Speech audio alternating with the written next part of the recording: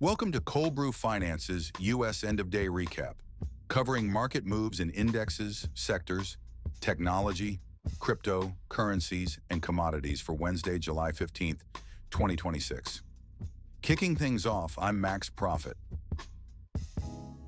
Key indexes were all up. The S&P 500 index closed at 7,571.1, rising by 27.42 points.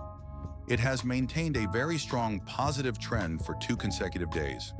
The Dow 30 index also recorded an impressive 150.37 point gain to finish at 52,658.64, continuing its strong momentum.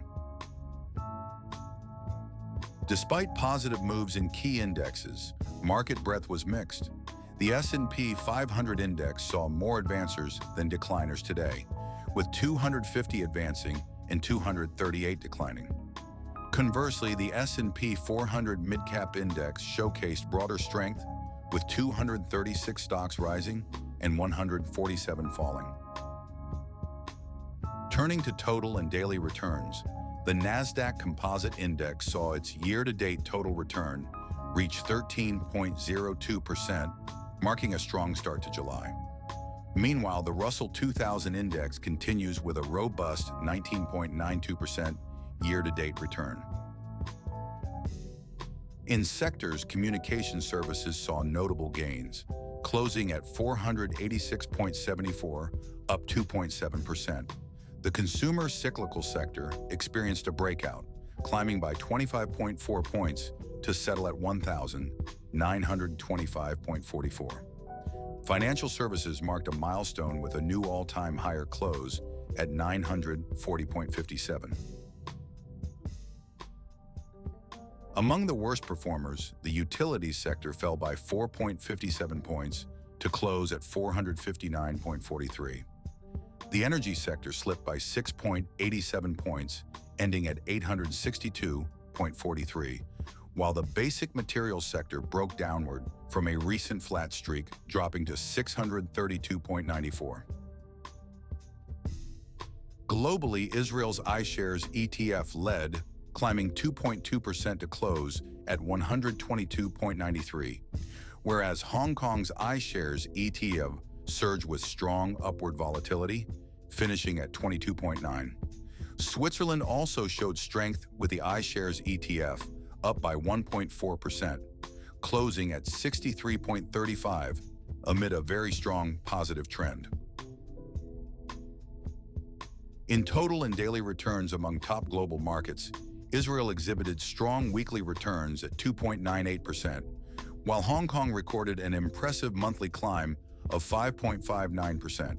Despite only modest movements, Switzerland's year-to-date return reached 5.65%. In the tech sector, Apple reached a new all-time higher close at 327.50, up 12.64, marking a 4% increase. Alphabet also saw gains, closing at 370.21, a rise of 12.88 or 3.6%. Both companies are experiencing very strong positive trends with upward momentum. Checking out crypto, I'm Timothy Satoshi. Bitcoin is currently at 64,984.26, down slightly by 4.38.